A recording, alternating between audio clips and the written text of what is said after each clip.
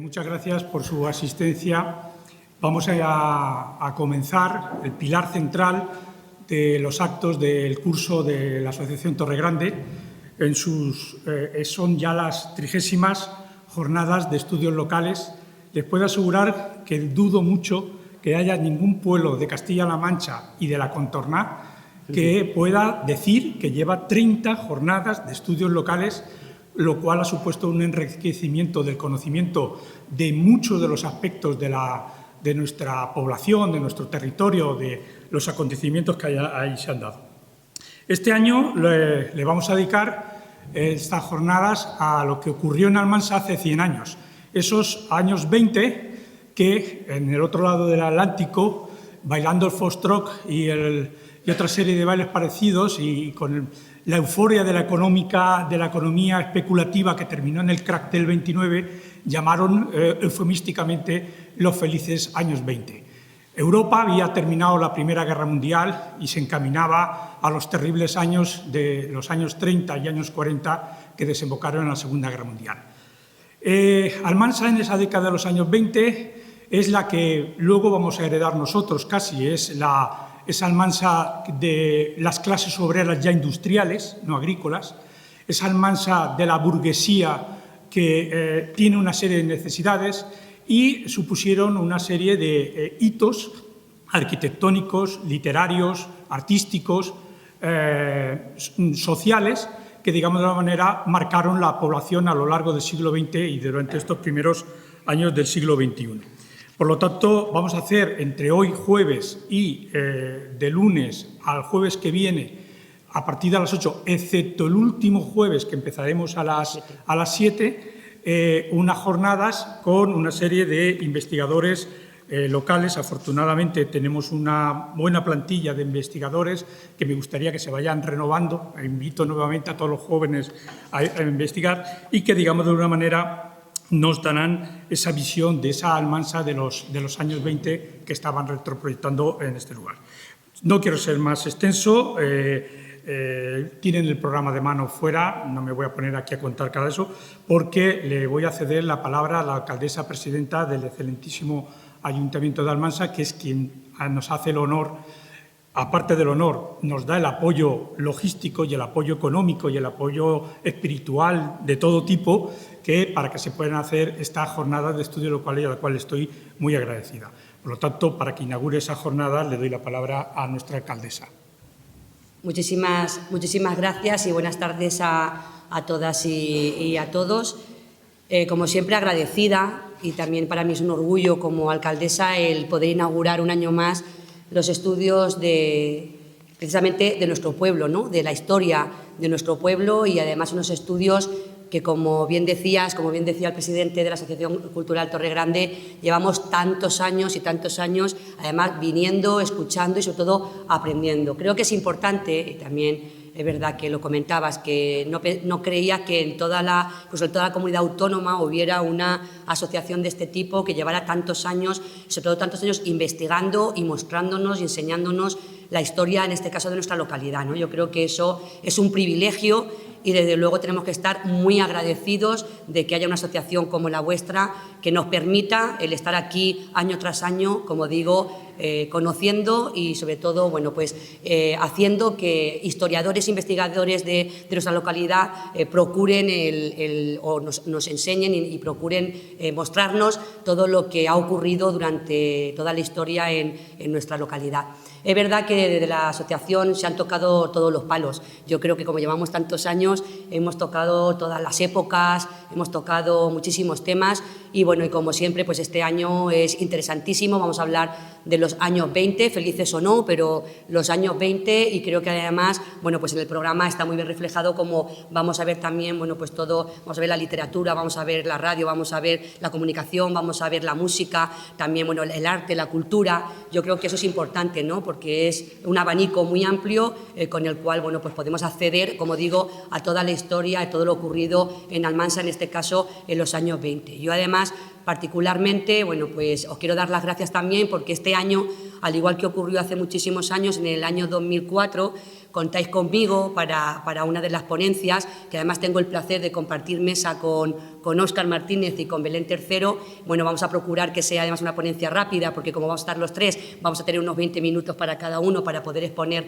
nuestro tema, pero bueno, creo que eso también hace que la cosa sea más dinámica y que además también puedan entrar más temas en vuestras jornadas, y la verdad es que, bueno, pues también os propongo que en años posteriores, igual que hicisteis el año pasado y hacéis pues también hagáis ese tipo de ponencia, ¿no?, de varios ponentes, para que además haya varios temas encima de la mesa. De verdad que para mí es un placer y es un honor el poder estar aquí, además en esta mesa, ¿no?, y porque además me obligáis también a retomar el amor de mi vida, que es la historia del arte, y la historia es toda la historia de Almansa. Estos días, repasando además el trabajo que hice en 2004 del pintor Adolfo Sánchez, que es del quien voy a hablar el jueves que viene, me di cuenta de lo que me habíais obligado a hacer, y es que me obligasteis a hacer una investigación muy profunda de alguien que era muy importante para mí, porque es el bisabuelo de mi marido, y de alguien que no se conocía prácticamente nada, lo que Miguel Juan ha estudiado, que como ha estudiado todo, también ha estudiado de Adolfo Sánchez Mejías, pero es verdad que me he dado cuenta estos días que nos obligáis bueno, no solamente a investigar, sino también, bueno, pues a que nuestros conocimientos sean mucho más amplios. Y para terminar, quiero también agradecer a la asociación, y yo creo que también es un paso que hemos dado adelante, que yo creo que también era hora que se hiciera, y es que hace muy poquito tiempo, esta semana pasada, firmamos un convenio de colaboración entre el Ayuntamiento de Almansa y la asociación. Creo que era importante, como tú muy bien decías en aquella rueda de prensa, hemos dado un paso y hemos entrado al siglo XXI, porque era un poco extraño que una asociación como Torregrande pues no tuviera un convenio de colaboración con el Ayuntamiento. En este caso, creo que es algo positivo, y creo que también va a hacer que podéis tener alguna actividad más y que podéis poner en marcha alguna acción más. Por mi parte, nada más. Espero que tengamos buenas jornadas, seguro que sí, y vamos a aprender mucho, y sobre todo también porque vamos a ver también el centenario de la Cruz Roja, que tan importante es para nuestra localidad, y que además vamos a tener una semana también muy intensa con Torregrande y con Cruz Roja. Muchísimas gracias y buena jornada.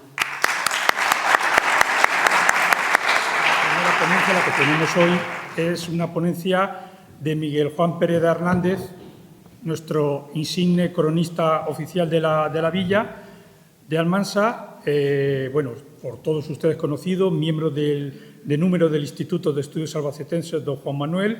Sus investigaciones han permitido conocer en primicia aspectos relevantes de nuestra historia, que ha divulgado en congresos historiográficos, jornadas de estudios locales, conferencias y publicaciones, entre las que destaca Almansa desde los Reyes Católicos hasta su transición de 2013, que es la gran compendio de la historia de Almansa desde el siglo XV hasta el siglo XX, y próximamente, bueno, ha visto ahora la luz, lo digo porque aquí esto está redactado, digamos, antes de la publicación del miércoles, sobre un trabajo sobre el pantano en el proyecto Centinela. Si alguien sabe de Almansa entre 1500 y 2025, ese es Miguel Juan Pérez. Hoy le hemos pedido, lo hemos metido en un compromiso, porque se cumple en este año de 2025 el centenario de dos instituciones fundamentales para la ciudad de Almansa. Por un lado, la Asociación de la Virgen de Belén, con la que se cumple el centenario de la coronación de la Virgen, y, en segundo lugar, el centenario de la Asociación Local de la Cruz Roja, que tan importante labor social hace en nuestra población desde hace un siglo. Le hemos pedido a Miguel que recopile datos, seguro que nos va a sorprender, porque yo cada vez que voy a alguna de sus conferencias me maravillo de lo poco que nos conocemos, y Miguel Juan pues siempre nos pone ante el espejo y nos cuenta quiénes somos, de dónde venimos, y nos apunta el camino hacia dónde vamos. Le dejo sin más con él para que disfruten de la coronación de la Virgen y de la Cruz Roja. Miguel, cuando quieras.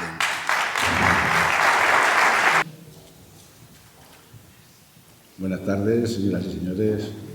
Gracias por su presencia en una tarde como esta, con tantísimas actividades como hay en Almansa. Pues el hecho de que estén en esta sala pues merece la pena, o sea que se lo agradezca. También le agradezco a Simón su presentación, como siempre, ponderando más de lo que uno merece. El título de mi charla, como ven, es Almansa 1920-1930, la coronación de la Virgen de Belén y la fundación de la Asamblea Local de Cruz Roja. Como ven, tendrá dos partes. La primera parte está dedicada a cómo evolucionó Almansa durante la década de los 20.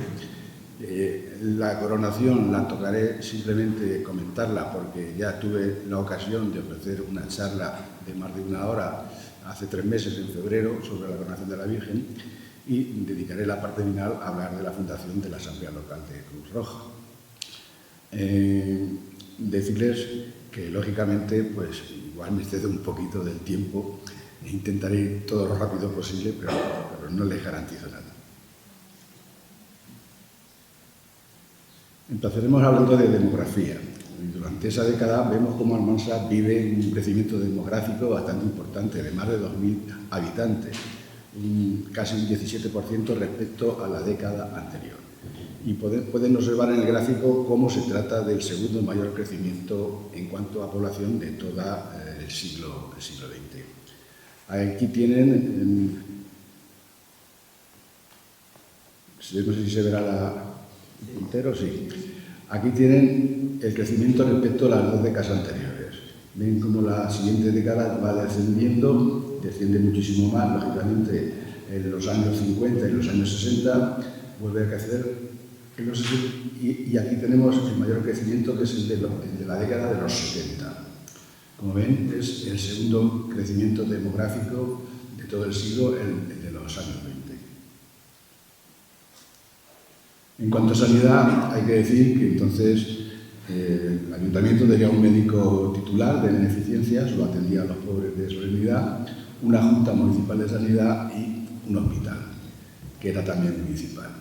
Aparte, pues existían las sociedades de socorros mutuos y las igualas con los médicos.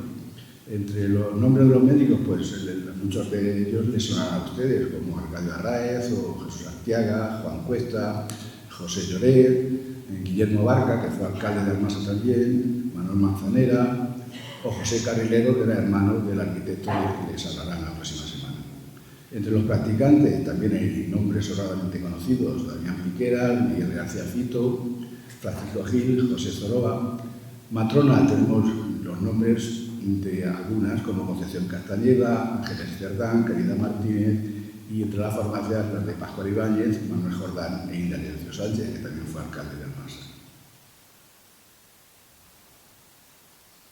El hospital municipal fue creado por el clero parroquial en 1419, pero ya en 1915 era de titularidad municipal, era ya de beneficencia municipal, y estaba atendido por las hermanas de los ancianos desamparados.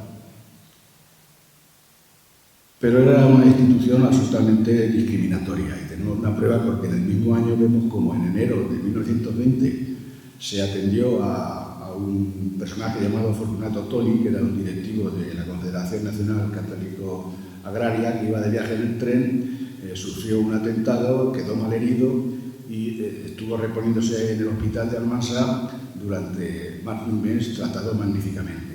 Sin embargo, en septiembre de ese mismo año vemos cómo ese mismo hospital le cierra las puertas a una camarera de café que estaba embarazada y la despidieron y buscaba un sitio donde dar a luz. Acompañada de una matrona, fueron al hospital, no la atendieron y tuvo que parir en la casa de la propia matrona, que se llama Concepción Castañeda, ayudada por una vecina.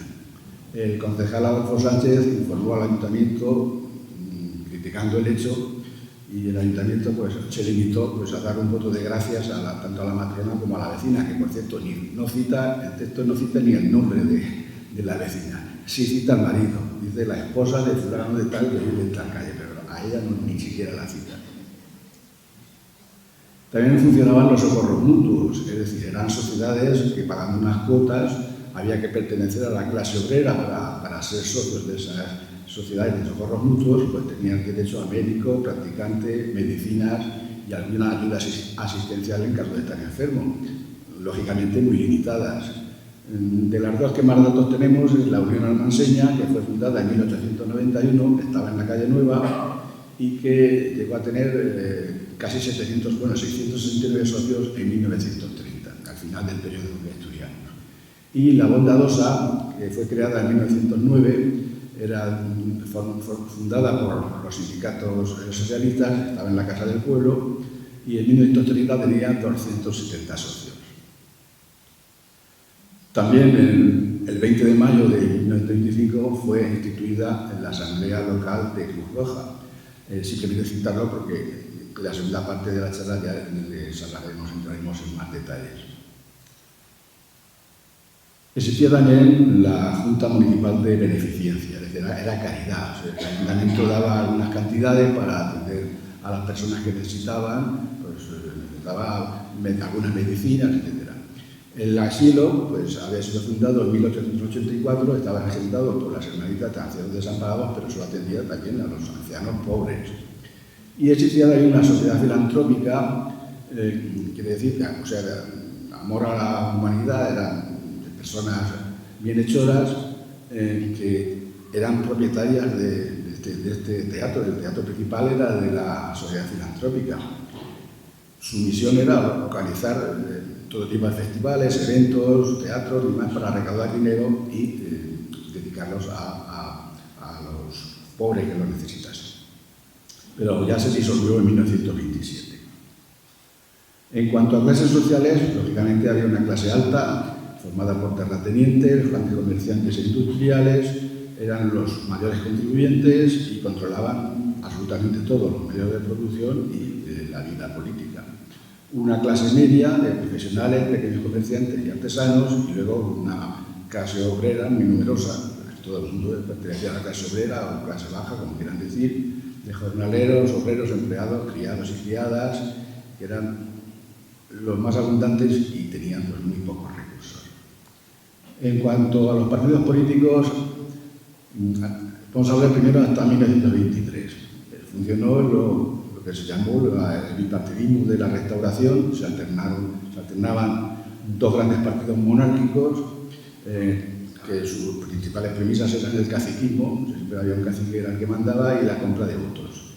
Estos eran el Partido Conservador, con figuras como los Enríquez de Navarra, Manuel Real, Sebastián Huerta, Juan Martínez Caballero, Pascual Maestre, y el Partido Liberal, al que pertenecían Indalecio Sánchez, Adolfo Sánchez, Miguel Ochoa, José Pérez, José Ruano, Luis Gabriel Igual, Lucas Lamata y muchos otros.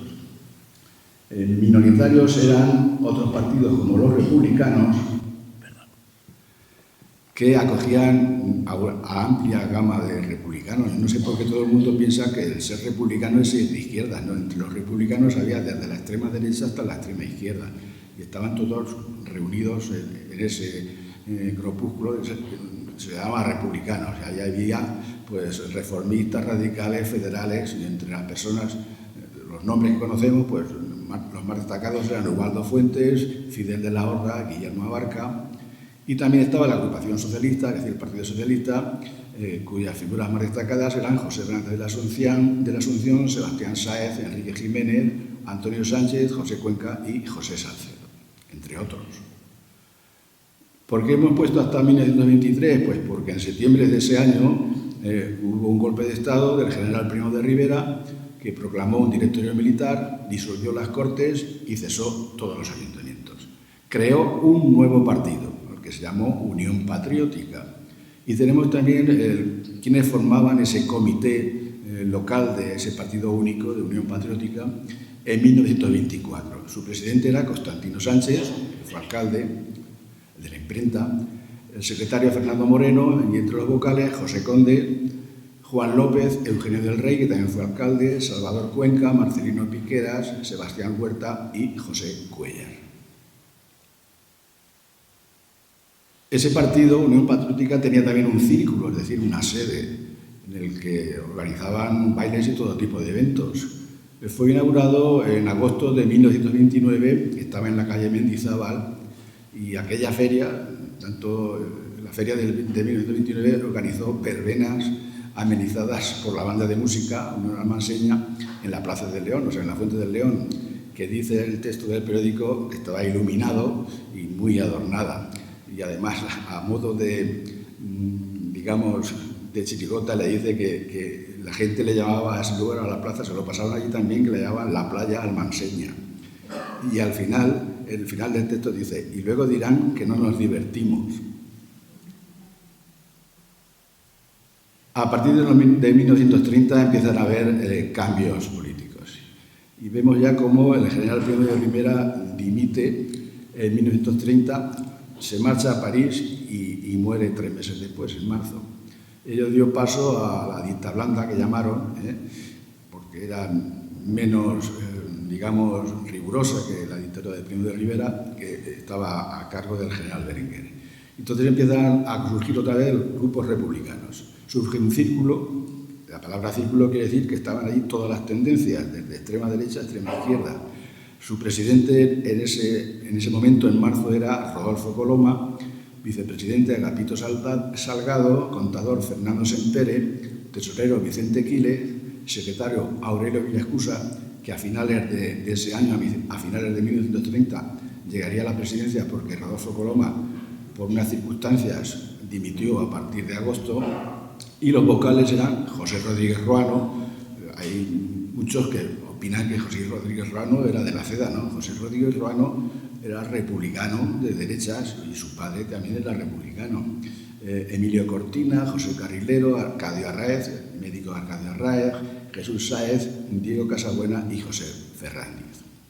Y luego tenemos también datos de la agrupación socialista, que eran menos, tenían unos 40 y tantos afiliados. El ciclo republicano en diciembre llegó a tener 214 afiliados. La directiva de la agrupación socialista, es decir, del Partido Socialista, en esos años estaba presidida por Sebastián Sáez, su vicepresidente era Enrique Jiménez, tesorero José Salcedo, secretario Dionisio Encinas, el recaudador José García y los vocales Pascual Martínez, José Hernández de la Asunción y Pascual Navarro. Vamos a hablar de los ayuntamientos en ese periodo. De 1920 a 1923, es decir, antes de la dictadura de Primo de Rivera, vemos como tuvo hasta 6 alcaldes, hablan muy poco. El primero del que tenemos noticias, Guillermo Abarca, estaba de alcalde desde 1917, fue el que sufrió toda la cuestión de la gripe del 18, era médico precisamente, y era de ideas republicanas en un principio. Le siguió luego Indarecio Sánchez Gandía, que era médico y farmacéutico y era liberal. Ven cómo están en un recuadro amarillo, porque de todos los alcaldes que hubo durante esa década, solo esos dos que están, o sea, los dos primeros fueron los únicos que fueron votados, o sea, los únicos que ocuparon la alcaldía por el voto de los demás concejales. Todos los demás eran puestos por el gobernador, por real orden. El Ministerio de la Gobernación, no quien fuese, les decía quién tenía que ser el alcalde, y había llegaba una carta del gobernador que decía alcalde fulano, sin que lo eligiesen los demás concejales.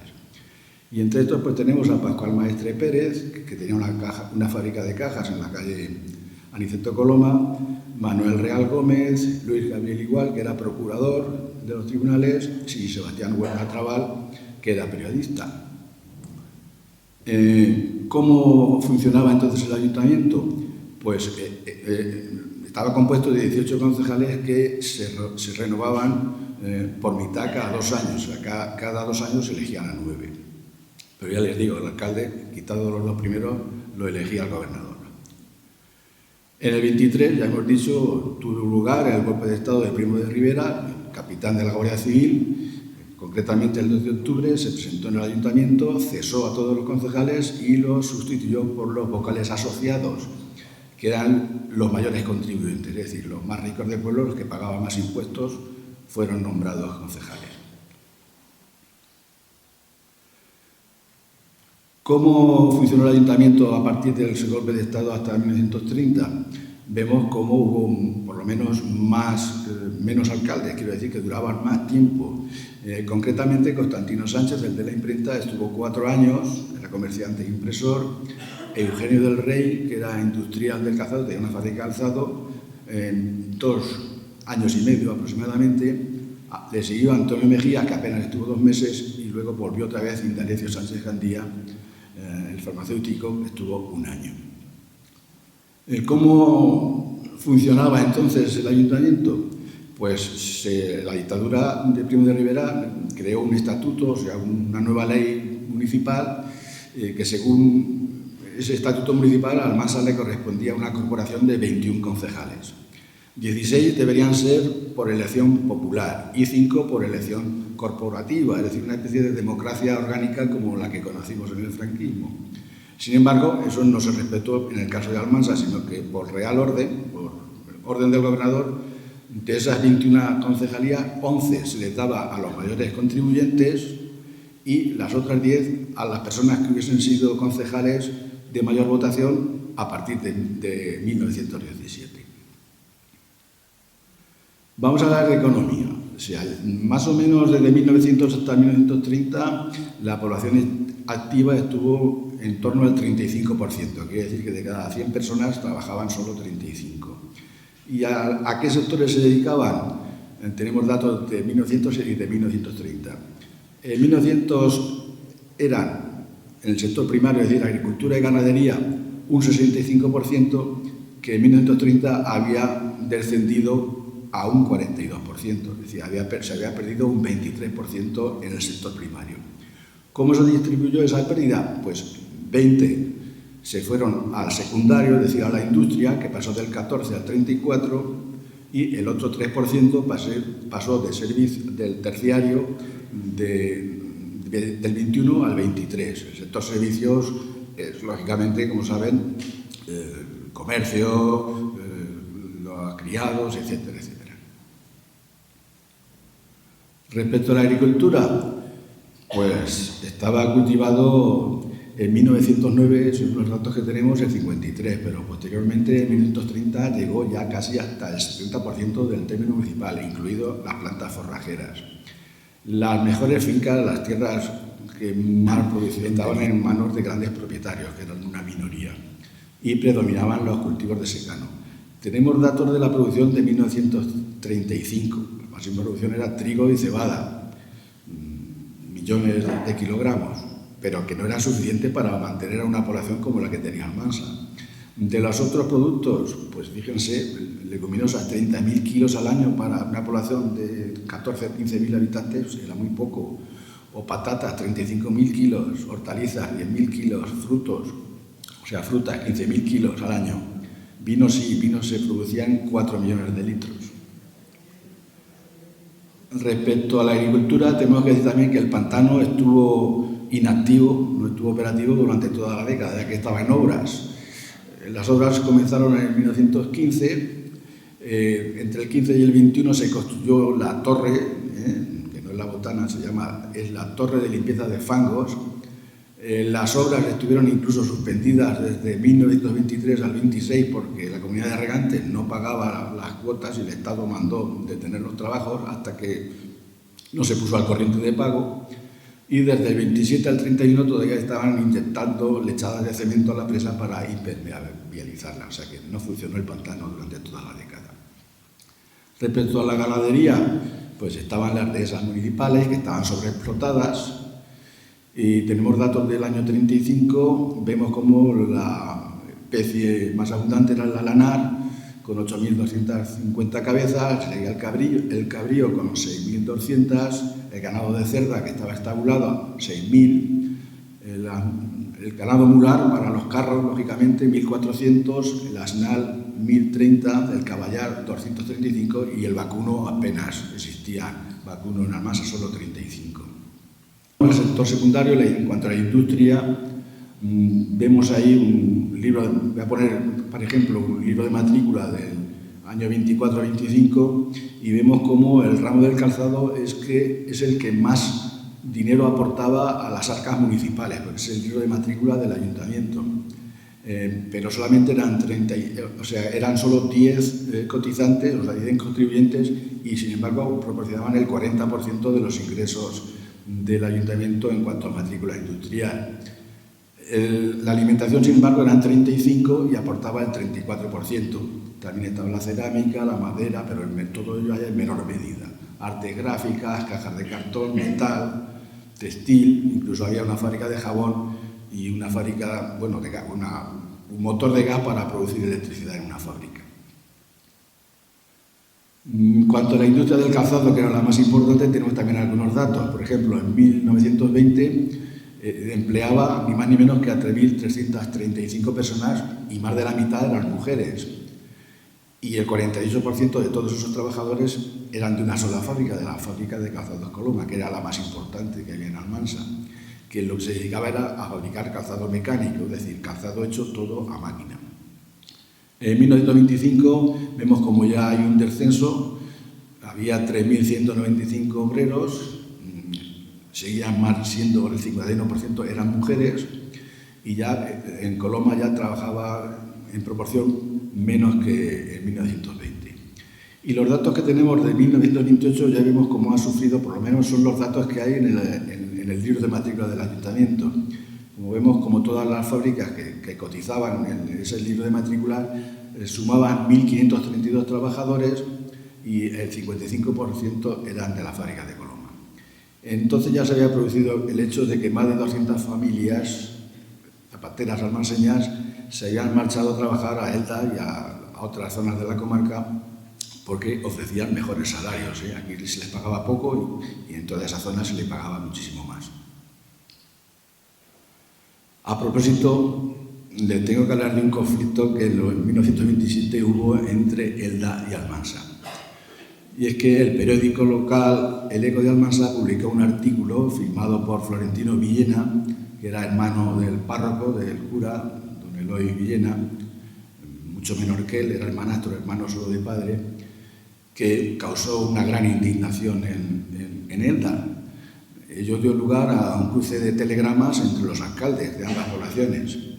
El titular, supongo que lo leerán, pone Elda ultrajada. Y el telegrama decía: ante injustificado ataque esta noble ciudad, el artículo publicado periódico Eco de Almansa, su número 15 del actual, confirma Florentino, he de formular enérgica protesta poniendo relieve conducta nada digna, escritor que corresponde injurias población, que alberga en su seno 200 familias almanseñas que aquí encontraron apoyo, protección y trabajo en horas difíciles su pueblo natal. Firmado Francisco Alonso. A ello respondió el alcalde de Almansa, que era Eugenio del Rey, con el siguiente telegrama: lamenta esta alcaldía que artículo firmado Florentino Villena en Eco de Almansa haya herido noble sentimiento pueblo Elda, al que consideramos como hermano. Exigiré en nombre de esta población a dicho periódico rectifique y dé las explicaciones que Elda merece. Firmado Eugenio del Rey. Las cosas fueron a más. Concretamente, Florentino Villena se limitó a enviar un telegrama que poco más o menos decía: cúmpleme rectificar ampliamente conceptos molestos. Sin embargo, otro periodista local, Fernando Mas, hijo del maestro don Justo Mas, que tenía otro periódico que se llamaba precisamente Almansa, pues llegó al extremo de calificar ese artículo de Florentino Villena de indigno y malversado. Y además acusó al periódico El Eco de Almansa de ser un periódico destinado a amparar la inmoralidad, el escarnio y la vituperación soez. Como ven, las relaciones entre los periódicos, me río yo de lo que ahora se mete en un periódico con otro. Para eso hace 10 años, eso pasó en 1928, bueno, ya era en el 28. Seguimos con el calzado y vemos cómo entre 1927 y 1928 funcionaban ya 16 fábricas. La más importante, lógicamente, era la de Coloma, que facturaba ventas por valor de 8 millones de pesetas. Todas las demás estaban muy por detrás. La de Eugenio del Rey, por ejemplo, facturaba 1 millón y las otras pues muchísimo menos. Había hasta fábricas pequeñas con apenas 4 obreros que facturaban 42.000 pesetas al año. Y otros que no nos aportan datos, como por ejemplo la de Francisco Vera Santos, que era de Elda, tenía fábricas en Elda y también tenía fábricas en Almansa, que tenía 130 empleados, o sea que era bastante grande, pero no aporta datos de sus ventas. Nos vamos al transporte y vemos como en 1924 pues, había cerca de 1.000 carros y unos 27 automóviles particulares. La diferencia es notable. Ya en el 35, se pasa de la época, pero para que nos demos una idea, eran 983 carros y otros 50 vehículos de tiro animal para transporte. Y en total 230 plazas, pero de transporte en carro. En cuanto a automóviles de servicio público, es decir, taxis más o menos, solo había 34 asientos y camiones, en Almansa solo había 11 camiones. Del comercio disponemos de un listado de los establecimientos con mayores ventas. Solo les vamos a hablar de los primeros, como por ejemplo el Nicolás Navarro, que era mayorista de coloniales, vendía por más de medio millón de pesetas, en ventas al año de 558.102 pesetas. La tienda de tejidos de José Ramón Arocas, 216.000. Antonio Díaz Ruano, ferretería, 108.000. Antonio Gómez Saez, también ferretería, piensos y pólvora, 95.000. Y Alcántara, café y mayorista de cerveza, 92.000. Los eventos mercantiles más importantes eran, lógicamente, el mercado y la feria, que se celebraban entre la Rambla, la calle San Francisco y el Jardín de la Glorieta. En el año 25, como luego veremos, pues el Ayuntamiento aprobó comprar unos terrenos para ampliar el jardín con el fin de que la feria y algunos mercados tuviesen más espacio. En cuanto a la hostelería, tenemos, según los anuarios, algunos datos de los bares que había en 1926, que eran el de Alfonso Avellán, el de Alfonsico, de Antonio Cuenca Ruano, Francisco Gómez González, León Pastor García y el Petit Lardí, que regentaba Luis Cortina, que es este que ven ahí, estaba más o menos donde está el Nojino, se ve ahí en la fotografía. En cuanto a que estaba servido por camareras, en cuanto a hospederías, vemos cómo estaba el Hotel Comercio en la calle Aniceto Coloma, el Hotel Bedvig en la calle Mendizábal, la posada de la calle Aniceto Coloma, conocimos como Posada del Canario, otra posada en la calle Ferrero y otra posada en la calle Pimargal, que era la Corredera. En la fotografía ven la fachada del Hotel Belvich y del bar Petit Lardí. Vamos a hablar ahora del movimiento obrero. Y vemos cómo desde octubre de 1910 funcionaba en Almansa la Casa del Pueblo, que había sido comprada, reformada y mantenida por las cuotas de sus socios. Aquí hay muchos equívocos. Como se llama la Casa del Pueblo, pues muchos piensan que era casa del municipio, ¿no? Esa casa se llama Casa del Pueblo porque tenía las puertas abiertas a todo el pueblo de Almansa, pero sus propietarios y los que la mantenían eran los sindicatos de UGT y las agrupaciones y la Juventud Socialista, las escuelas laicas, un economato, eran los que la mantenían y sufragaban sus gastos. También se fundó un sindicato católico agrario, concretamente en 1920, que fue el párroco don Eloy Villena Gómez. Era un sindicato, como su propio nombre indica, apadrinado por el marqués de la Calzada y su esposa, y su presidente era Manuel Real, que llegó a ser alcalde, bueno, fue alcalde de Almansa en el 22 y el 23, y eran sus miembros, o sea, por lo menos su directiva, eran grandes propietarios de Almansa, de tierras. Los primeros años 20 fueron muy difíciles porque el aumento de precios que trajo consigo la Primera Guerra Mundial fue tremendo, porque España no hizo la guerra, pero suministraba trigo, bueno, de todos los productos de primeros mantenimientos a los dos bandos contendientes. Eso hizo que subieran muchísimo los precios, pero los salarios no subían.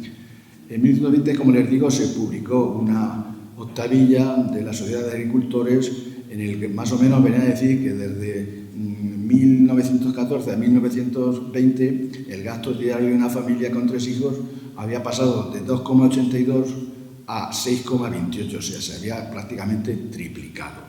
Además, da una lista de los precios de los mantenimientos básicos de 1914 y de 1920, que se puede comparar perfectamente. Y vemos cómo lo que más había subido y lo que más costaba era el pan, que más o menos se comía, o sea, una familia de 5 miembros, padre, madre y 3 hijos, necesitaban 2,5 kilos de pan al día, y eso suponía ni más ni menos que el 34% del jornal de ese día. O sea que nada más de la tercera parte del jornal diario se gastaba en el pan. Los gastos son curiosos, sobre todo el último gasto, que dice gastos que puede hacer el hombre. O sea, se supone que era lo que el hombre se llevaba para ir a la taberna o algo así, pues dice gastos que puede hacer el hombre, no dice nada que gastos que puede hacer la mujer. Gastos que puede hacer el hombre y enseres de la casa. Un hecho curioso. Lógicamente, eso dio lugar a huelgas. En 1920 y 21 hubo huelgas, la más importante fue una de albañiles. También los pequeños agricultores de vid hicieron huelga porque le compraban la uva a un precio muy barato y de hecho pues toda Almansa hizo un paro general para apoyarles y también los zapateros de la fábrica de Francisco Sáez. En el año 21 los viticultores, pequeños viticultores, es decir, dueños de pequeñas parcelas que estaban todo el año cultivando la uva para que luego pues, los grandes propietarios de las bodegas le pagasen la uva a precio muy barato.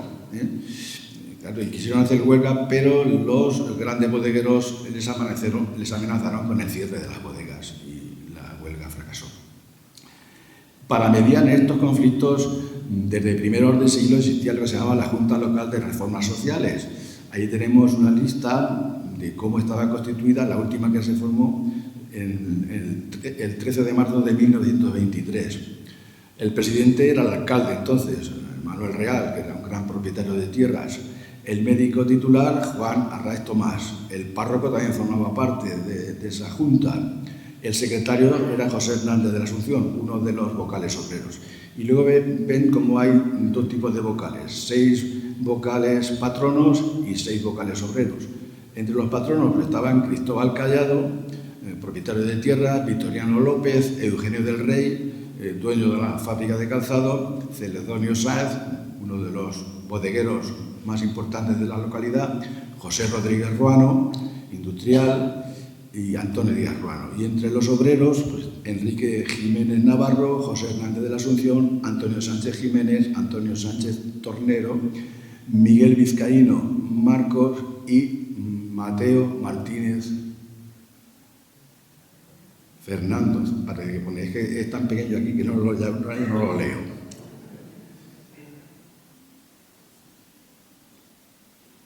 No se lo creerán, pero con la dictadura de Primo de Rivera trajo reformas sociales. Lo que no habían hecho los partidos monárquicos lo hizo la dictadura de Primo de Rivera, que fue el primer código del trabajo que hubo en España. Y también crearon los comités paritarios. Como eran mejoras para los trabajadores, tanto la UGT como el Partido Socialista apoyaron estas reformas. Sin embargo, pues recibieron fuertes críticas de los republicanos y de los anarquistas, que no colaboraron en absoluto. La Casa del Pueblo de Almansa convocó varias reuniones instando a todos los trabajadores de Almansa que se afiliasen a las sociedades obreras porque ello era todo ventajas para ellos. Y si leen el cartel, curiosamente, veo que hace 100 años ya había como lenguaje de inclusión, como ven al final, y en particular a los obreros y obreras del zapato. El comité paritario más importante era, lógicamente, el de la industria del calzado, que agrupaba no solamente a Almansa, sino a todas las poblaciones zapateras, desde Elda, Petrel, Monóvar, Elche, Sas, Villena y Almansa. Y además, si pueden leer en membrete, se dependía de Valencia, ese comité. Toda esta colaboración con esas reformas salariales y demás que de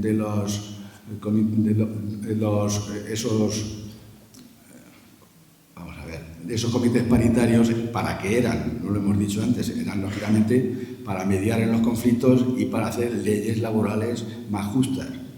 Eso hizo que las sociedades obreras en Almansa concretamente avanzasen mucho. Y vemos cómo en 1930 eran ya 2.349 socios en todas las sociedades obreras de la Casa del Pueblo. Y la más importante de ellas, la que más socios tenía, era la del calzado, lógicamente, que se llamaba La Solidaridad, que tenía ni más ni menos que 1.137 socios. Pero resulta que el 60% de todos esos afiliados al sindicato de zapateros eran mujeres.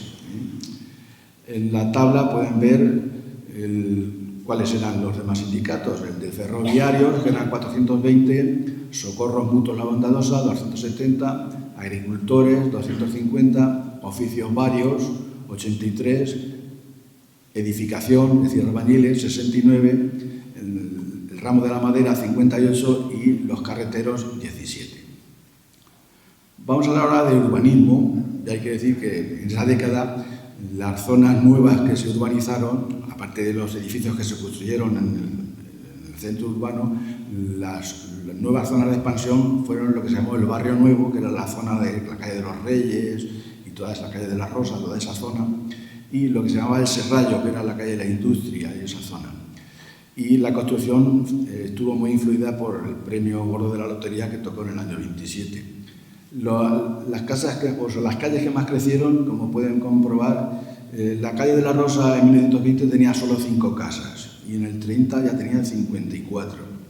Los Reyes era totalmente nueva, 34 casas, la calle Felipe V 20, la calle de la Industria 19, la calle Príncipe de Asturias, que era la actual Pablo Picasso, 18, Pérez Galdós 15 y la calle Valencia 3. En esa fecha, lógicamente, hablando de urbanismo, se consiguió que el castillo fuese declarado monumento arquitectónico-artístico. En 1919 lo querían incluso derruir, pero se prepararon unos informes y finalmente en 1921 una Real Orden declaró el Castillo de Almansa monumento arquitectónico-artístico. Otra obra importante en aquella fecha fue precisamente el Jardín de la Glorieta. Se estaba haciendo ya lo que se quería hacer desde 1917, pero no había manera. En 1920 incluso se prepararon planos y proyectos al arquitecto Julio Carrilero, calculó un coste de unas 9.780 pesetas, de las que 7.000 eran para los terrenos.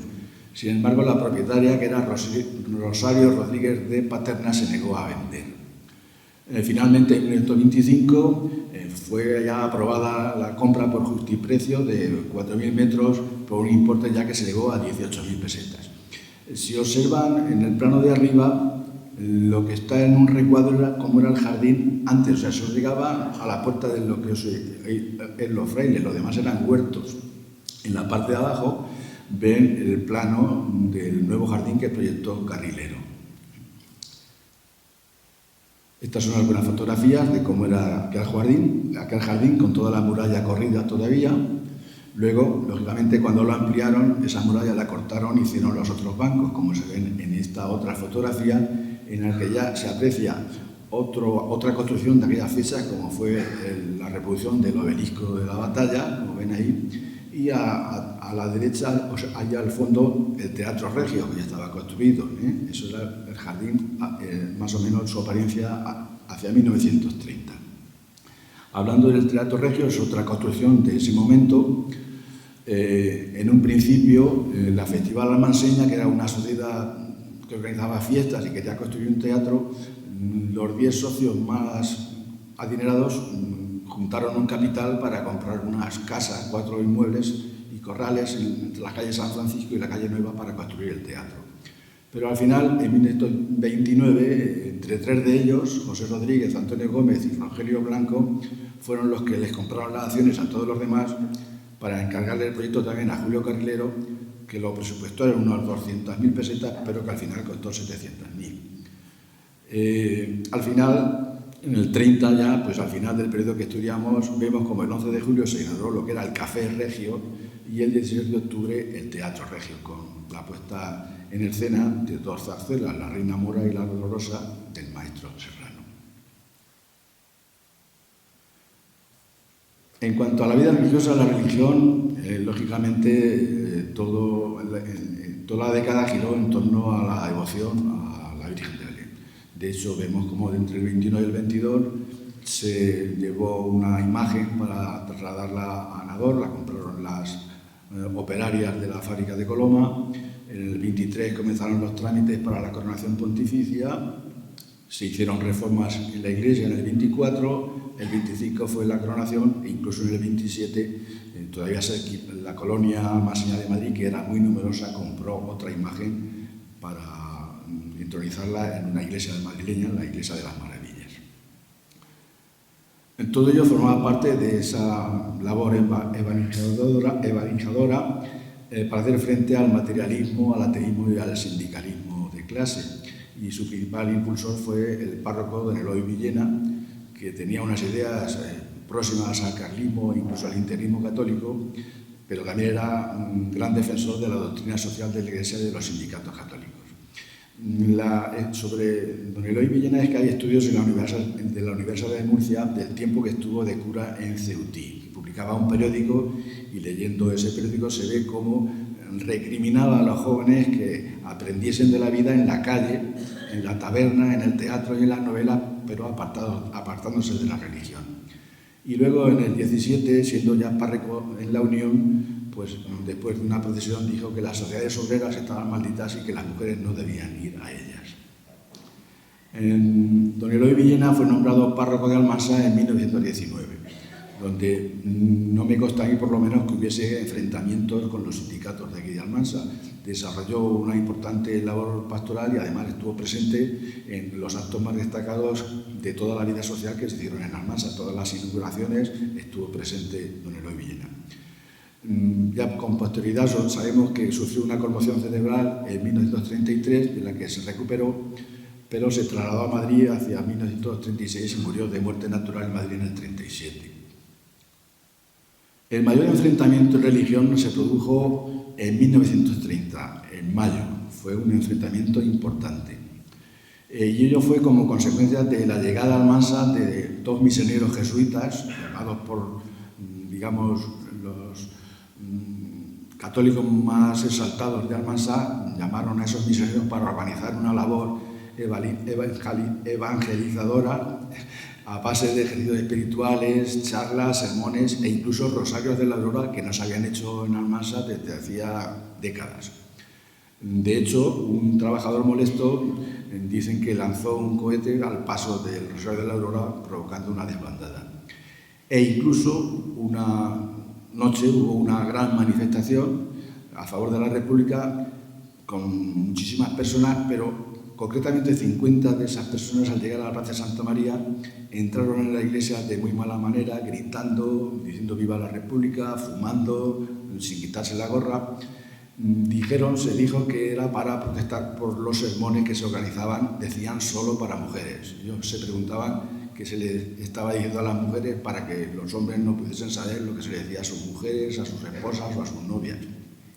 El caso es que tuvo que intervenir la Guardia Civil. Como ven ahí en el recorte, dice, hubo vivas y mueras. La Guardia Civil tuvo que acudir y levantó los cerrojos de los fusiles, calzando las bayonetas, lo que contuvo la avalancha de público que se disolvió. Con todos se crearon grupos para impedir que el Rosario de la Aurora volviera a salir otra vez del convento de los franciscanos, que es de donde salía el Rosario de la Aurora. Como pueden comprender, la prensa de toda España publicó noticias sobre estos hechos. Y además es que cada tipo de prensa remueve las aguas su sardina, como siempre se suele hacer. Uno de los periódicos más combativos fue El Siglo de Futuro, que era el órgano del Partido Integrista o Católico Nacional. En España entonces había un partido integrista. Y concretamente en un texto escrito en ese periódico, escrito por un almanseño, dice: causa de estos actos de incultura, muchas y diversas. La principal, el ateísmo materialista y sensual de las clases directoras y de orden, fomentado en los cines y teatros inmorales y en los bailes escandalosos que a 3 menos 2 y porque mañana será fiesta, celebra la juventud. Indiferencia y amoralidad que el día que haga explosión será convertida por la mano de Dios en instrumento de su justicia para purificar tanto pecado. No quedan ahí las cosas, todavía en otros días se siguió publicando y decía: algunos fariseos que se han escandalizado sin motivo ni fundamento debieran más bien escandalizarse por permitir que sus hijas y hermanas frecuenten los bailes de donde los mismos hombres salen asustados. O de vosotros, padres y madres católicos, que permitís y justificáis con vuestras presencias tales desórdenes. Día llegará en que vuestros mismos hijos sean los instrumentos de Dios para vuestro castigo. A resultar de esa entrada de malas maneras en la iglesia, pues fueron detenidos Rodolfo Coloma, Vicente Quiles, Miguel Fernández, Ricardo Toledo y Juan Sáenz, que transcurrido el plazo legal de 72 horas, pues fueron puestos en libertad bajo fianza y luego pues se les seguiría el proceso correspondiente. Lógicamente, los periódicos republicanos contaban las cosas de otra manera. Uno de ellos, por ejemplo, El Luchador, manifestaba que lo único, o sea, que consideró aquello de los misioneros una provocación, que lo único que los misioneros pretendían era aterrorizar las conciencias, procurar engendrar una nueva guerra civil y hablar de todo menos de los evangelios. E incluso terminaba ese artículo citando la frase que supuestamente dijo uno de los misioneros en contra de las mujeres. Palabras que, según ese periódico, era lo que había incitado a la protesta. Y esas palabras eran que dice: uno de los jesuitas dijo que las mujeres, por un par de medias, eran capaces de realizar algo deshonesto. Esto nos vamos ya dando una idea de cómo estaban las cosas en aquellos momentos. En cuanto a la enseñanza, no tenemos muchos datos, simplemente sabemos que en 1922 en Almansa apenas había 5 escuelas, 3 de niños y 2 de niñas. Y en el 26 había una más de cada, 4 de niños y 3 de niñas, pero también había 5 colegios particulares. Y concretamente, no sé si sabrán dónde está esa placa, supongo que sí, en la calle Pascual María Cuenca. Honra y preza la memoria del benemérito maestro don Antonio Maseguer Lázaro, abuelo del tenor, que en esta casa durante muchos años consagró sus enseñanzas a los jóvenes y sus debelos a la niñez. Almansa, el testimonio de agradecimiento, 5 de mayo de 1922. De aspectos culturales no les vamos a hablar porque, como saben, toda la semana que viene tienen toda esa programación que les invito a acudir para enterarse de todo lo que nos tienen que contar. En cuanto a las innovaciones técnicas, pues vemos cómo hubo aguas potables, y a la innovación de las aguas potables había un proyecto con un presupuesto de 700.000 pesetas, incluso un préstamo del Banco de Crédito Local, se adjudicaron las obras y se inauguraron el 19 de febrero de 1930 con poca asistencia de pública. La bendijo el párroco, don Eloy Villena, porque solamente estaba hecho el depósito y la tubería conductora, no había derivaciones a las casas todavía. Y es que el alcalde cesaba días después. En el propio recorte de prensa dice eso, que fue poca gente porque fue preparado deprisa y corriendo para inaugurarlo porque cesaba el alcalde. En cuanto a electricidad, pues Almansa tenía suministro eléctrico desde finales del 19, porque hay una empresa que generaba desde Zarra, que era la de Luis Santonja. En 1917 se instaló una nueva compañía en Ralá, que estuvieron compitiendo, bajándose los precios casi a precios más bajos de lo que costaba producirlo, hasta que al final Anralá acabó comprando la empresa de Luis Santonja y, lógicamente, lo primero que hizo fue subir los precios, subir muchísimo los precios. La única alternativa que se dio era pues, crear una empresa, una cooperativa, que fue la Eléctrica Almanseña, Sociedad Anónima, que se constituyó en el 29 y comenzó a funcionar en el 30 y de la cual pues, el ayuntamiento era un accionista. En un principio solamente había un locutorio que estaba en la oficina de telégrafos, pero entre el 26 y el 27 ya Telefónica llega a Almansa. La central estaba en la calle Mendizábal, como pueden ver, muchos recordarán aún ese edificio. Sin embargo, lo que eran las líneas partían, como si dijéramos, la prolongación de ese edificio hacia la calle Aniceto Coloma, desde ese lugar, pero en la calle Aniceto Coloma, más o menos donde estuvo la tienda de Guiliano. De ahí partían lo que eran las líneas de teléfono. Y en cuanto a las instalaciones municipales del ayuntamiento, ya se hicieron en 1930, ya contrató teléfonos para todos los edificios municipales.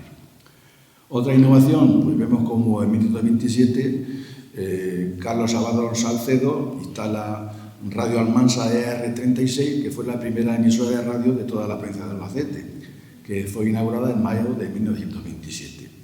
Emitía sobre todo música, había una orquestina que se llama Orquestina Radio y también había un grupo de flamenco que solía intervenir. Y en Almansa había ya entonces 300 receptores de galena y 75 de lámparas. En cuanto a los esparcimientos, pues las fiestas, el carnaval, como hemos visto en la anterior proyección que nos han hecho, pues tenía muchísima aceptación, había muchísimos grupos que se disfrazaban en carnavales, tenía un gran predicamento con bailes organizados precisamente en este lugar, en el carnaval, o sea, en el principal. También existía un colectivo festero que se llamaba la Festival Almanseña, que organizaba festejos principalmente en mayo, en San Roque y en feria, pues con tracas, verbenas, conciertos, temas de música, etc. En cuanto a la feria, pues más o menos lo mismo que ahora.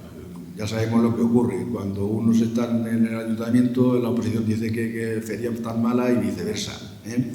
Pero que eso ocurría hace 100 años. Como si pueden leer, les voy a leer, si lo veo, es que yo aquí el recuadro lo veo muy pequeño, dice, no sé, donde pone desde Almansa, la feria continúa bastante animada.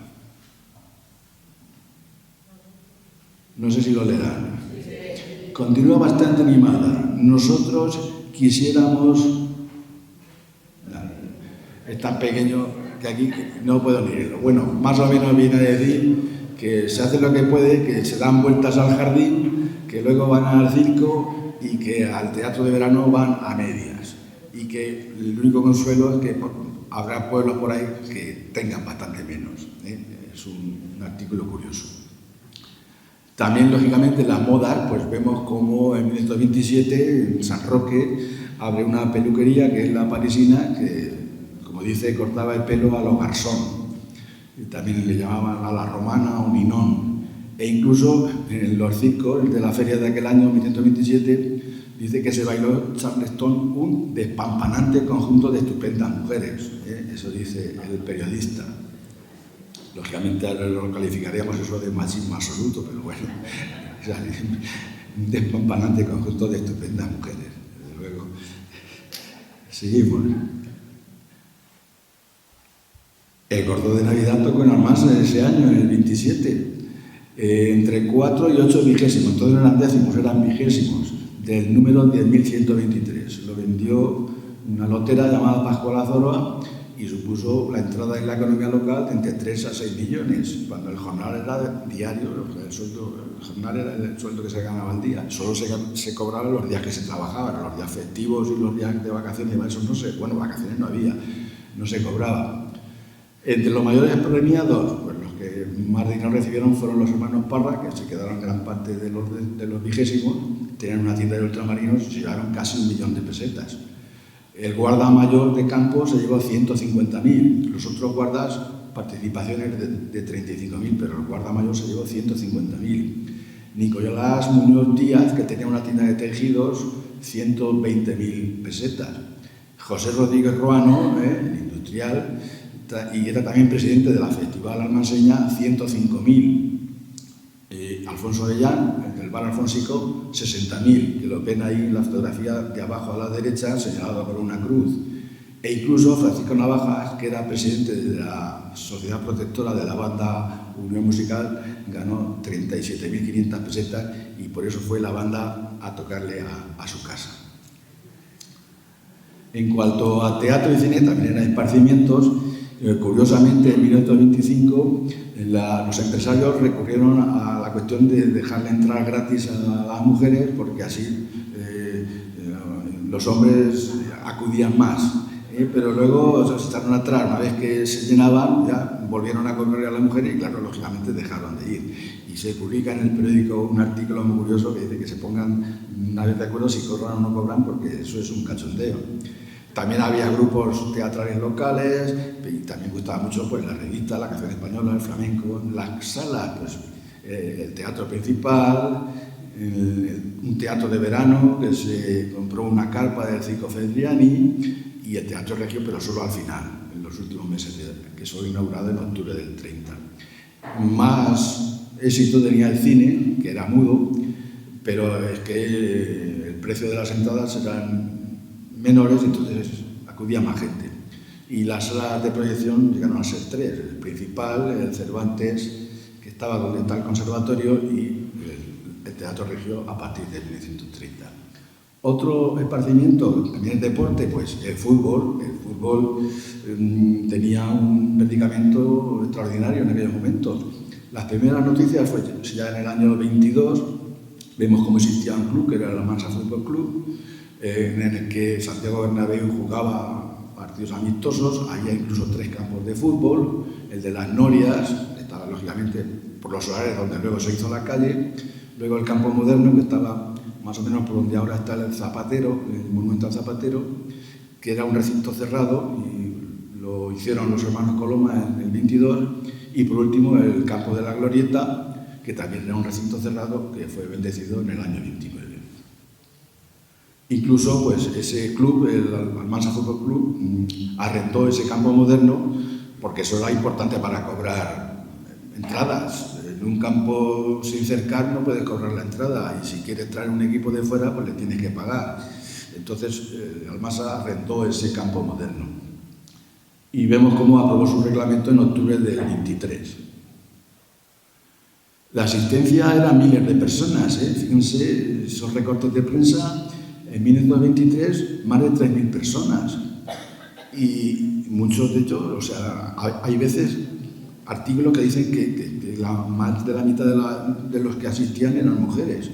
Y vemos aquí otra nota, vamos a calificarla un tanto de machista, porque dice: la mujer, esa nota galana que embellece con su presencia toda fiesta española, irrumpía en compactos grupos por entre nosotros, ofreciéndonos la fresca sonrisa de sus labios arrebolados en carmín.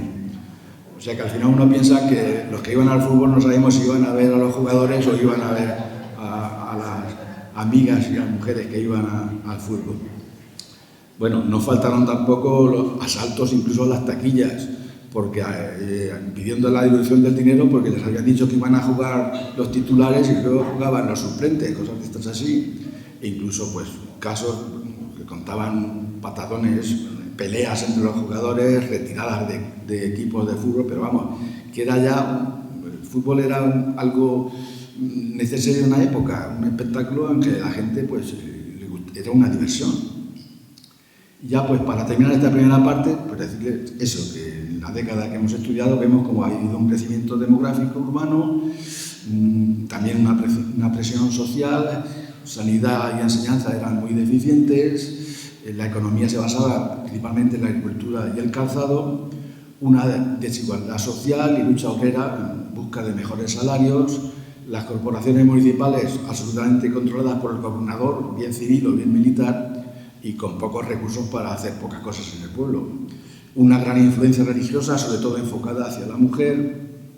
Hay avances, tanto tecnológicos como culturales, como hemos visto, electricidad, aguas potables, telefonía, emisora de radio, el teatro regio, el fútbol, las fiestas, una vida social, como hemos visto ya, influidas por la moda, el charletón, el pelo a lo garzón, y una creciente participación femenina ya al final de la década.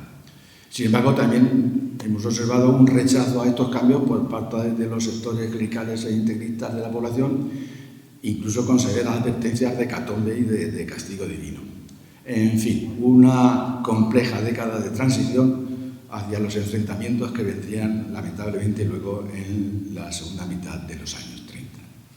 Pues bien, en ese conjunto de profundas divisiones hubo dos eventos, dos actos que destacaron como hitos transversales entre las diversas clases, las que participaron desde las clases altas hasta las clases obreras o bajas en esos hitos, como fueron la coronación de la Virgen de Belén y la fundación de la Asamblea Local de Cruz Roja.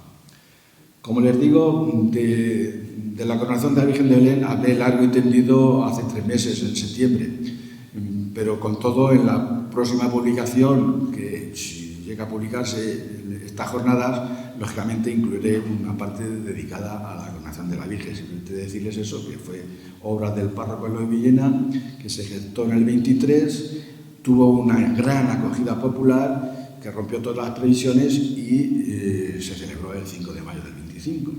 Y además que esa coronación y sus aniversarios han venido en consecuencia impulsando la devoción a la Virgen de Belén y las fiestas que actualmente estamos celebrando. Y nos vamos ya pues a la Asamblea Local de Cruz Roja, que como saben se creó el 20 de mayo del 25, es decir, la próxima semana, el martes creo que es, hará los 100 años. Se hace a instancias del inspector jefe provincial de primera enseñanza, que a su vez había sido comisionado por un delegado regio, con la colaboración del párroco, don Eloy Villena. Ya les he dicho que don Eloy estuvo presente en todos los eventos de la década, y también los maestros y maestras de la ciudad. De hecho, el 6 de agosto de ese mismo año entra en servicio su primera ambulancia. Ambulancia no quiere decir vehículo, sino que era lo que se llamaba el primer lugar donde se prestaba auxilio. Y se acordó la cuota social de 50 céntimos. Ese primer puesto de socorro era atendido por 55 voluntarios y 9 oficiales, entre los que había 3 médicos, un farmacéutico y 2 practicantes. El local había sido cedido por el ayuntamiento, disponía de camillas, botiquines, mesa de operaciones instrumental y un aparato de desinfección con formol, una banda de cornetas y tambores e incluso una sección de ciclistas. Ya vemos cómo en 1928 el presidente daba cuenta de los servicios prestados, socorros en la vía pública, curas, retenes. Sin duda alguna, la intervención más destacada de la Cruz Roja en Almansa tuvo lugar, lamentablemente, pues, en el hecho luctuoso de las riadas del 4 de septiembre de 1955, en que los voluntarios de Cruz Roja pues, se jugaron mucho la vida en salvar a las personas, porque hubo 9 muertos y 50 heridos. Tal vez como consecuencia de eso, 5 años después, vemos cómo Almansa recibe la medalla de oro de Cruz Roja. El 14 de enero de 1960, como ven ahí en el estadillo, la ciudad de Almansa es recompensada con la medalla, la máxima condecoración de Cruz Roja española, la medalla de oro. Y el ayuntamiento ese mismo año, el 31 de marzo, acuerda que esa medalla concedida a la ciudad de Almansa, pero que le sea ofrendada, le sea ofrecida a la Virgen de Belén.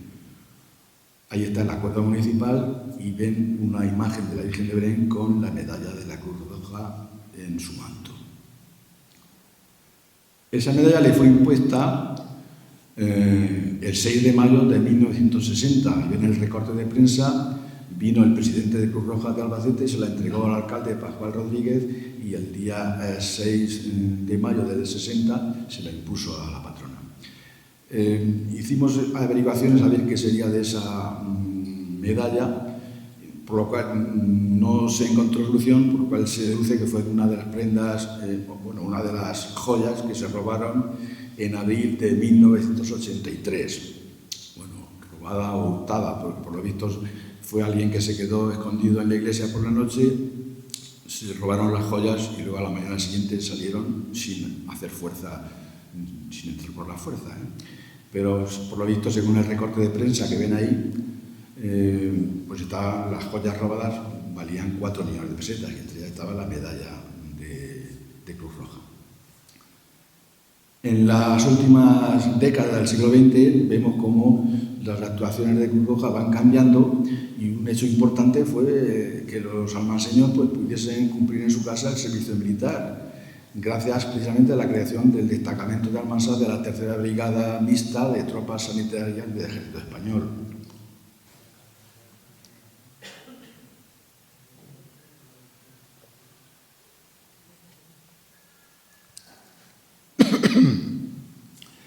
Y para ello pues, resultó fundamental, como ven, el puesto de socorro instalado en el área de servicios de Cruz Blanca en 1975.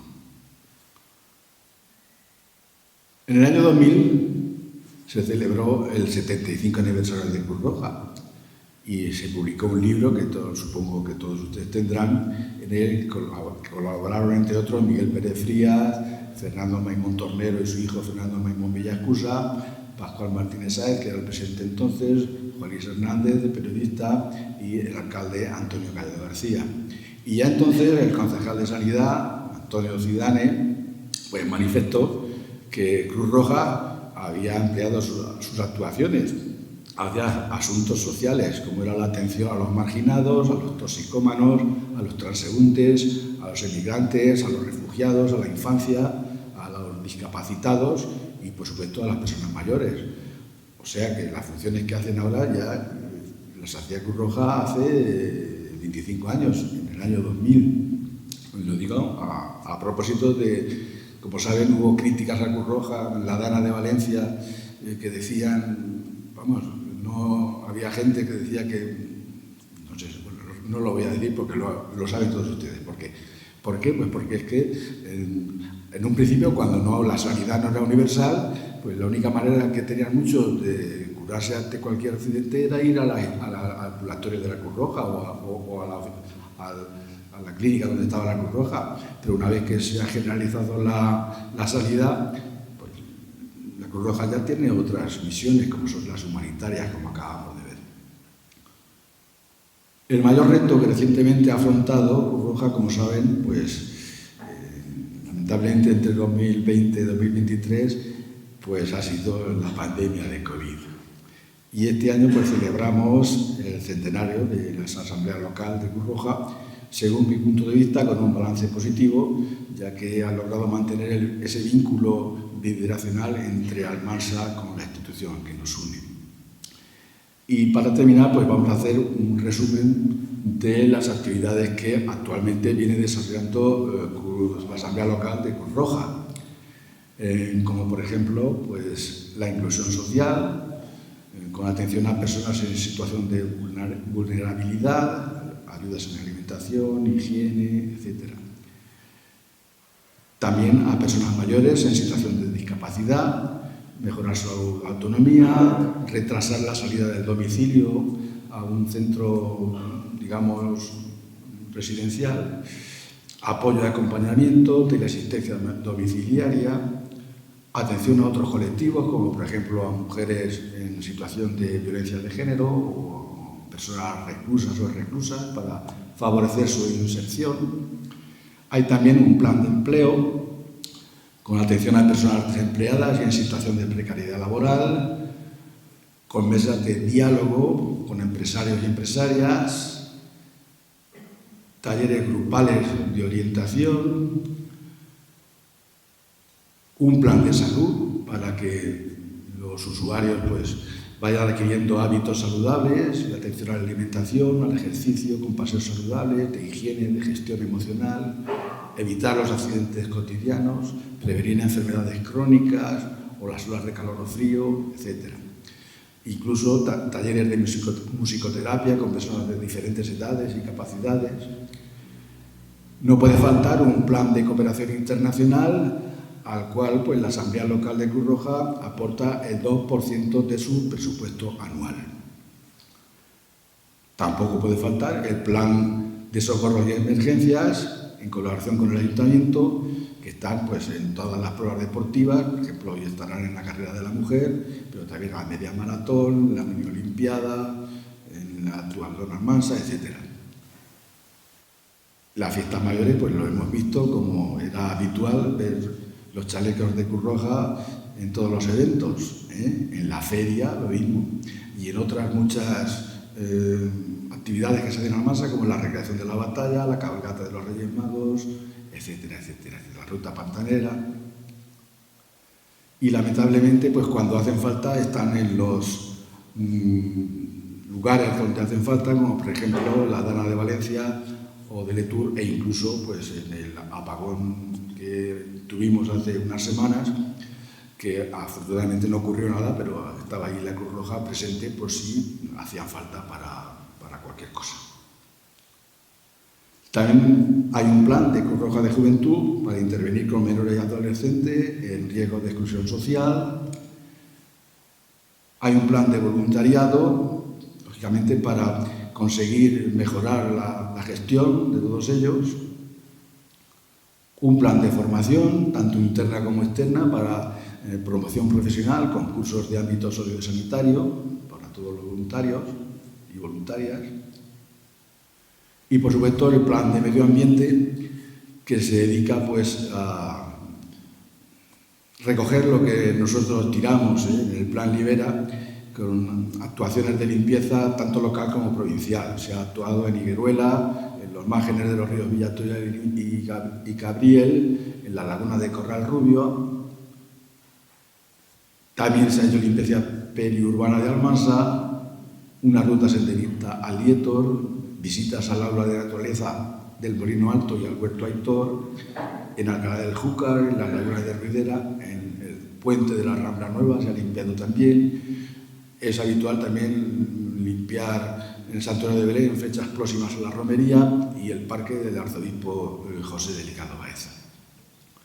También se colabora con el Comité de Sostenibilidad de la Agencia 2030 y recientemente pues, se ha participado en la iniciativa del Árbol de la Humanidad, es decir, plantar un árbol para conmemorar los 160 años de Cruz Roja, porque en Almansa tiene 100, pero en realidad como institución, Cruz Roja cumplió hace poco tiempo los 160 años.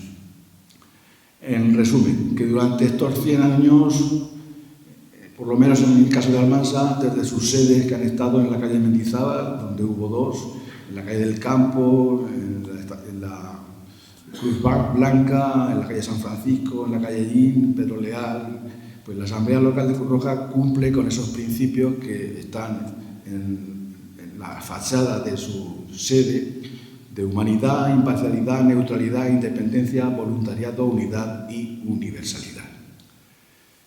Han sido miles de personas de Almansa, como de otros lugares, que han estado aquí en la Asamblea Local de Almansa. No podemos nombrarlos a todos, pero simplemente vamos a decir los nombres de sus presidentes como representantes de todos aquellos que han estado bajo sus órdenes, haciendo lo posible por para lo que se les ha necesitado en Almansa. Concretamente, los presidentes son Luis Cuenca Bernal, las fechas no las voy a decir porque las pueden leer perfectamente, César Coloma Candel, Juan Seguí Fernández, Luis de Teresa Rovira, Rodolfo Alarcón Torrente, José Gabriel Grau Soto, Jerónimo Martínez Moreno, Francisco Martínez Santa Creu, Fernando Maimón Tornero y últimamente ya Pascual Martínez Sáez, Manuel Sánchez Ferrero y Nieves López Rubio, que sigue siendo la presidenta desde el año 2011. En conclusión, pues que la Cruz Roja ha estado presente en Almansa siempre que sus vecinos lo han necesitado de sus actuaciones, brindando asistencia de todo tipo, formando a personas en primeros auxilios, apoyando a colectivos vulnerables y dando impulso al voluntariado como motor de cambio social. Y esa fotografía que ven ahí, vemos cómo están las enfermeras en las escalinatas del castillo y también a Miguel García Fito, con unos jóvenes que ahora, pues, muchos de esos jóvenes que ahí, pues, tienen bastante, están bien entrados en años, pero es una manera de simbolizar el paso del tiempo, como ahí eran pequeños, pero ahora ya son mayores y han contribuido a hacer todo lo posible por Almansa desde la institución de la Cruz Roja. Y ya para terminar, simplemente el hecho de que precisamente a la hora de preparar esta charla, pues pude constatar el hecho de que esa medalla de oro concedida a Almansa fuese entregada a la Virgen de Belén. Contacté con Manuel Sánchez al enterarme para preguntarle qué era de esa medalla, que si podría ser una de las que habían robado. Él a su vez contactó con la Sociedad de la Virgen y demás, y le dijeron que no sabían de su paradero. Total, que entre las gestiones que hicieron entre Miguel Sánchez Ferrero y Nieves López Rubio, pues se consiguió que la Asamblea Provincial, digamos, diera una réplica de esa medalla, porque la medalla está concedida a Almansa. Eso no sé, la prueba física no estaba, pero el documento en el que constaba que se le había concedido sí fue encontrado. Entonces tuvieron la deferencia de dar una copia de esa medalla que, como saben, pues le fue impuesta a la imagen de la Virgen el pasado 6 de mayo. Y ahí tienen la fotografía en que vemos como la medalla de oro de Cruz Roja vuelve a lucir prendida otra vez en el manto de la Virgen de Belén, en un hecho que, sin proponérnoslo, o sea, que surgió sin haberlo previsto antes, pero que ha venido, como sigamos, como colofón a la unión de estos dos centenarios, que además es que se cumplen en el mismo mes, el 5 de mayo la coronación y el 20 de mayo la fundación de la Asamblea Local. Y con esto, pues yo por mi parte les he entretenido demasiado, he estado muchísimo tiempo, lo siento si les he aburrido, pero cuando uno se pone a hablar, aún me enfado.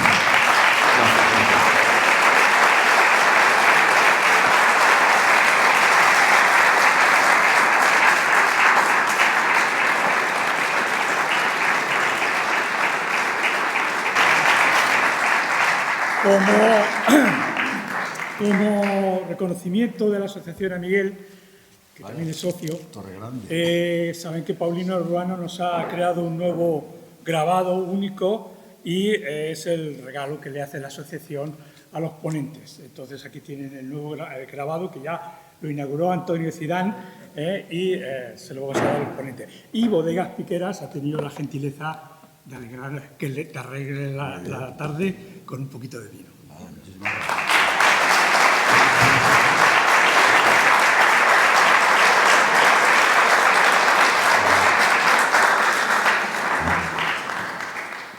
Pues nada, nosotros por parte de Cruz Roja también darte las gracias y darte un detalle. Muchas gracias.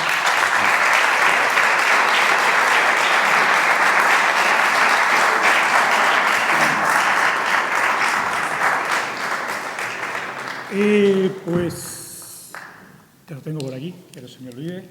Les invito a participar en la siguiente conferencia, que será el lunes, con Abelina García Comenero. Nos hablará de la literatura del 27 a través de una ponencia que se llama Fragmento de un espejo roto, una revisión del 27 en Almansa. Hasta el lunes.